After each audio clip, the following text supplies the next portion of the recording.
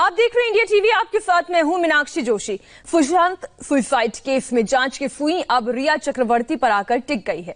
रिया चक्रवर्ती के बारे में लोग बहुत सी बातें कह रहे हैं। हर कोई रिया के बारे में जानना चाहता है। सुसाइड की मिस्ट्री के बीच रिया का नया वीडियो सामने आया है, जिसमें वो बेफिक्री से अपने दोस्तों के साथ गप्पे लगाती नजर आ रही हैं और अपने भाई, बॉयफ्रेंड, पेरेंट्स सबके बारे में बोल रही हैं।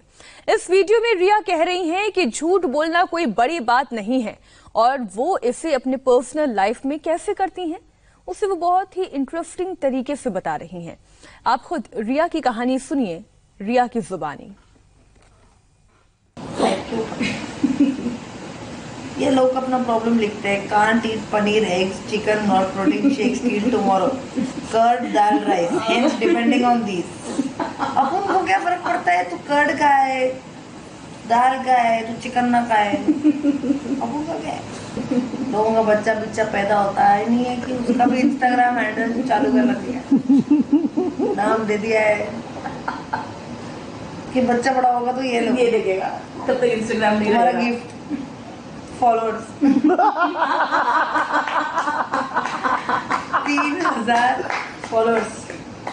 हमारे मम्मी डैडी बहुत प्यार किए तुमको, जैसे ही तुम पैदा हुए तुमको छोड़ो फोटो लेने लगे, तुमको टच नहीं करा, बस बातों पे सेट करने के लिए टच किया कि अच्छा दिखे, सबको लगे अपना प्रोडक्ट जो है अच्छा मिलके बनाया, अच्छा बनाया, सुंदर, उस पे पैसा वैसा खर्च करके टोपी वोपी लगा के मस्त।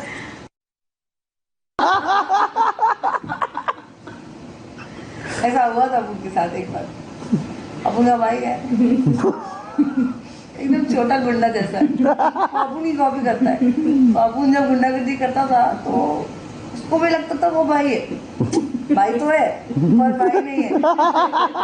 वो करने लगा ऐसे छोटा लोग के साथ, छोटा गुंडा। तो अपुन उस दिन उसको बोला कि भाई ये मम्मी पापा थोड़े हिलने लग रहे हैं आजकल, तो कुछ डाला वाला क्या उनके ड्रिंकिंग में? तो बोलता नहीं, ऐसा नहीं बोलना चाहिए, अपुन जाके बोलेगा तो बोल, मैं अपुन डिनाई करेगा। तो बोला, मेरे सामने बोला, मजाक में बोला। अपुन बोला सवाल ही नहीं कि अपुन अपनी आई और अपुन के बाबा के बारे में ऐसा कुछ बोले, सवाल ही नहीं। आई शपथ, गनू शपथ सब खाया अपन। बोलता आइला ऐसा झूठ बोलती, अभी अपन ताई बन गया। अपन ताई है, अपन को पता है छोटा लड़का लोग, छोटा गुंडा लोग को कैसा मैनिपुलेट करना। इसका ऐसा अपन का बॉयफ्रेंड भी गुंडा है, गुंडे के माफिक समझता अपने आप को, पता नहीं अपन ताई है।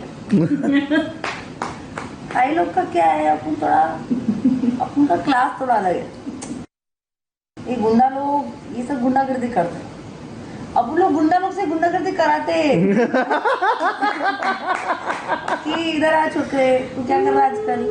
एक काम कर, जाके वो गली में एक प्रोड्यूसर रहता है, उससे हफ्ता मांग के ला, बस करता हो। उसको लगता है अब अपन इतना बड़ा डॉन है, डॉन नहीं है, डॉन तो अपन के ऊपर है, अपन बता भी नहीं सकता। ये सब रिकॉर्ड मत कर। 1.5 महीने बाद भी सुशांत सिंह राजपूत की सुसाइड एक मिस्ट्री बनी हुई है। मुंबई पुलिस की लगातार जांच किसी नतीजे पर अब तक नहीं पहुंच पाई है, लेकिन सुशांत के पिता ने रिया के खिलाफ एफआईआर दर्ज करवाकर रिया को मुश्किल में डाल दिया है। यही वजह है कि वो 44 दिन से चुप रहने के बाद रिया ने आखिरकार अपनी खामोशी तोड़ी है। सुनिए आरोपों पर रिया चक्रवर्ती ने क्या कहा है। की लव स्टोरी में भी एक था राजा और एक थी रानी, लेकिन रियल लाइफ राजा रानी की यह कहानी भी किसी को पसंद नहीं आई। इस कहानी में फना हो गया राजा और फंस गई रानी। सुशांत सिंह राजपूत की सुसाइड का तिलिस्म अब धीरे धीरे टूटने लगा है। एक एक करके सुसाइड के राज से परतें उतरने लगी हैं। यही वजह है कि सुसाइड के 45 दिन बाद रिया चक्रवर्ती की खामोशी टूटी, और ऐसी टूटी कि रिया सीधे सुप्रीम कोर्ट पहुंच गई। सुप्रीम कोर्ट को दी गई याचिका में रिया ने कई अहम खुलासे किए हैं। रिया ने कबूल किया है कि रिया सुशांत के साथ पिछले 1 साल से लिव इन में रह रही थी और 8 जून को रिया सुशांत का घर छोड़कर चली गई। सुशांत की सुसाइड के लिए वजह बताई गई है कि सुशांत डिप्रेशन का शिकार थे। रिया ने भी सुप्रीम कोर्ट को दी गई याचिका में कबूला है कि सुशांत डिप्रेशन के मरीज थे, डिप्रेशन की दवाइयां ले रहे थे। सुशांत सुसाइड केस में सोशल मीडिया से लेकर सुशांत के करीबियों तक को यह लगता है कि रिया ही सुशांत सिंह राजपूत के मौत की वजह है।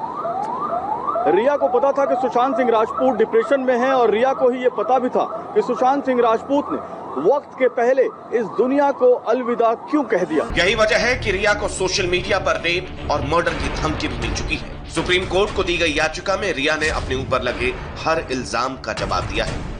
रिया पर आरोप लगे कि रिया सुशांत को ब्लैकमेल करती है। इस पर रिया ने कहा कि वो कोई ब्लैकमेलर नहीं है। रिया पर सुशांत को धमकाने का आरोप लगा। इस पर रिया ने कहा कि उन्हें खुद धमकी मिल रही है। आरोप ये भी लगा कि रिया काला जादू करती है। इस पर रिया का जवाब था कि सुशांत डिप्रेशन का मरीज था, सुशांत को दवा का ओवरडोज दिया गया। इस पर रिया का जवाब है कि वो खुद दवा लिया करता था। रिया ने सुशांत के 15 करोड़ रुपए। इस पर रिया की सफाई है कि सुशांत के पैसे उन्होंने नहीं लिए। रिया पर आरोप है कि कीमती सामान घर से ले गए। रिया का कहना है कि वो कोई सामान नहीं ले गई। रिया ने सुशांत को धोखा दिया। इस पर रिया का कहना है कि वो सुशांत से प्यार करती थी। रिया पर फायदा उठाने के लिए प्यार करने का आरोप लगा। इस पर रिया ने कहा कि करियर के लिए उन्होंने प्यार नहीं किया। सुशांत को फैमिली से अलग करने की कोशिश का भी आरोप लगा। रिया का कहना है कि सुशांत को उनकी फैमिली से अलग करने की उन्होंने कोई कोशिश नहीं की। रिया के पिता ने पटना में रिया के खिलाफ एफआईआर में जो आरोप लगाए थे, जिसके बाद बॉलीवुड के बड़े बड़े दिग्गज जो पुलिस से लेकर फैंस तक सबके निशाने पर थे, अचानक सारा फोकस उन पर से हटकर रिया पर आ गया है। लेकिन अब रिया ने न सिर्फ अपने ऊपर लगे सभी आरोपों का जवाब दिया है, बल्कि सुशांत के परिवार पर पलटवार भी किया है। रिया ने कहा कि सुशांत के करीबी रिश्तेदार हरियाणा पुलिस में बड़े पद पर हैं। वो गवाहों पर दबाव बना रहे हैं। उन्हीं की गाइडेंस में एफआईआर दर्ज की गई है। याचिका में रिया ने यह भी लिखा है कि सुशांत की बड़ी बहन मीतू जानने वालों को धमका रही है। मीतू सिंह ने उसके परिवार के लोगों पर भी दबाव डाला। सुशांत के परिवार ने उसके खर्च का हिसाब पूछा। मोबला में उसके साथ सुशांत की छुट्टियों के खर्च पूछे। बिहार पुलिस ये जांच करेगी कि आखिर सुशांत के बैंक अकाउंट से इतने पैसे कहां-कहां खर्च हुए। क्या वाकई सुशांत के अकाउंट में इतने पैसे थे? पुलिस रिया के अकाउंट्स की भी जांच करेगी। उम्मीद है कि 15 करोड़ गायब होने का सच जल्द सामने आएगा। सुशांत की सुसाइड मिस्ट्री 46 दिन से मिस्ट्री बनी हुई है, लेकिन पुलिस लगातार जांच कर रही है। बॉलीवुड की हस्तियों से लेकर राजनेताओं तक सबने सीबीआई जांच की मांग की। खुद रिया होम मिनिस्टर अमित शाह से सीबीआई जांच की मांग कर चुकी है। ऐसे में सुशांत के पिता की एफआईआर के बाद बिहार पुलिस के केस में एंट्री ने सुसाइड के तिलिस्म को तोड़ने की शुरुआत कर दी। तो क्या रिया इससे घबरा गई है? क्या रिया को डर लग रहा है कि जो राज मुंबई पुलिस के लिए अब तक पहेली बने हुए थे, बिहार पुलिस वो राज खोल देगी? रिया का यही डर उनकी याचिकाओं में भी नजर आता है। रिया ने दावा किया है कि सुशांत के पिता का बिहार में काफी प्रभाव है, इसलिए बिहार में निष्पक्ष जांच नहीं हो पाएगी।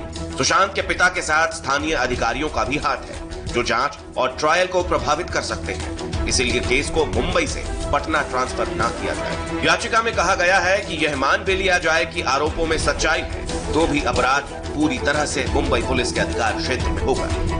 रिया ने आरोप लगाया है कि उन्हें फंसाया जा रहा है। सोशल मीडिया पर भी उन्हीं को निशाना बनाया जा रहा है। उनके चरित्र पर सवाल उठ रहे हैं। उन्हें रेप करने से लेकर जान से मारने तक की धमकी मिल रही है। इस तरह की धमकी के खिलाफ उन्होंने मुंबई के सांता क्रूज थाने में रिपोर्ट भी दर्ज कराई है। रिया ने याचिका में सुशांत से प्यार का दावा किया है। कहा है कि वो सुशांत के साथ गहरे प्यार में थे। तो कई ऐसे सवाल भी हैं जिनके जवाब रिया ने याचिका में नहीं दिए हैं। इनके जवाब देने के लिए रिया को सामने आने की जरूरत है। सवाल नंबर 1, रिया ने सुशांत का डिप्रेशन दूर करने के लिए उनके परिवार की मदद क्यों नहीं ली? सवाल नंबर 2, अगर सुशांत डिप्रेशन के मरीज थे तो रिया सुशांत को छोड़कर अपने घर क्यों शिफ्ट हुई? सवाल नंबर 3, रिया ने सुशांत का नंबर क्यों ब्लॉक किया? और सवाल नंबर 4, रिया अब तक क्यों खामोश थी? इन सब सवालों के बीच एक सबसे बड़ा सवाल यह है, जिसका जवाब अगर रिया दे तो शायद सुसाइड की यह मिस्ट्री पुलिस सुलझा पाए कि 8 जून को वो झगड़ा क्यों हुआ था। इतना बड़ा झगड़ा कि रिया ने 1 साल साथ रहने के बाद अलग होने का इतना बड़ा फैसला कर लिया। इतना बड़ा झगड़ा कि सुशांत ने अपनी बहन मीतू से कहा कि रिया लौटकर नहीं आएगी। अब तक खामोश रही रिया ने खामोशी यूं ही नहीं तोड़ी। उनके खिलाफ हुई एफआईआर और सुसाइड केस बिहार ट्रांसफर होने के डर ने रिया को बोलने पर मजबूर कर दिया। रिया एफआईआर के चक्रव्यूह में फंस गई है। इस चक्रव्यूह में रिया के सामने कौन कौन है, चलिए वो आपको दिखाते हैं। कि मिस्ट्री में 1.5 महीने बाद भी मुंबई पुलिस को कोई सुराग नहीं मिला तो सुशांत के पिता ने पटना में एफआईआर कराई और इस एफआईआर के चक्रव्यूह में रिया पूरी तरह फंस गई है। इस चक्रव्यूह में रिया के सामने जो लोग हैं, इनमें से हर कोई सुशांत को रिया से बेहतर जानता है। ये लोग हैं सुशांत के पिता, बहन मीतू सिंह, बहन श्वेता सिंह कीर्ति, एक्स गर्लफ्रेंड अंकिता लोखंडे और बिहार पुलिस। सुशांत का परिवार तो रिया के खिलाफ शुरू से ही था, लेकिन अंकिता ने पुलिस को स्टेटमेंट देकर ऐसा बम फोड़ा है कि अब तो नेपोटिज्म का आधार मानकर तहकीकात कर रही पुलिस को एक नया एंगल मिल गया है और सुसाइड इन्वेस्टिगेशन की पूरी कहानी ही बदल गई है। सुशांत को अंकिता रिया से कहीं बेहतर जानती है। अंकिता सुशांत के साथ 7 साल तक रिलेशनशिप में रही। ब्रेकअप के बाद भी सुशांत की अंकिता से बात होती थी। ऐसे में अंकिता का बयान सुसाइड इन्वेस्टिगेशन में काफी मायने रखता है। अंकिता लोखंडे ने सुशांत सिंह राजपूत के जीवन का वो दौर देखा था जब वो स्ट्रगलिंग पीरियड में थे। ये स्ट्रगलिंग पीरियड वो होता है जब इंसान को फेल होने का सबसे ज्यादा खतरा होता है और इस खतरे से वो डिप्रेशन में चला जाता है और सुसाइडल मोड पर भी चला जाता है। लेकिन सुशांत एक जिंदा दिल इंसान थे। वो एक ऐसे इंसान थे जो बहुत जल्दी हार मान लेने वाले नहीं थे। अंकिता ने मुंबई पुलिस पर भरोसा जताया, सुसाइड की मिस्ट्री सॉल्व होने का इंतजार किया, लेकिन जब मिस्ट्री और उलझी तो अंकिता ने आगे बढ़कर कई राज खोले। करीब 1 घंटे चली बातचीत में अंकिता ने पुलिस से कहा कि सुशांत रिया चक्रवर्ती के साथ रिश्ते में खुश नहीं थे। ये बात खुद सुशांत ने अपने जन्मदिन पर अंकिता को बताई थी। सुशांत के साथ के व्हाट्सएप मैसेज अंकिता ने पुलिस को दिए। अंकिता ने कहा कि ब्रेकअप के बाद भी वो सुशांत के साथ टच में थी और ये बात रिया को पसंद नहीं थी। अंकिता ने यह भी कहा कि सुशांत ने डिप्रेशन का कभी कोई जिक्र नहीं किया। आखिरी बातचीत में उसने कहा था कि वो बिहार में 100 बच्चों की पढ़ाई का खर्च उठाना चाहता है। सुशांत के पिता ने पटना में एफआईआर कराई तो रिया को सफाई देने के लिए सुप्रीम कोर्ट तक जाना पड़ा। अब तक सुसाइड केस में बचती आ रही रिया पटना में हुई एफआईआर के चक्रव्यूह में फंस गई।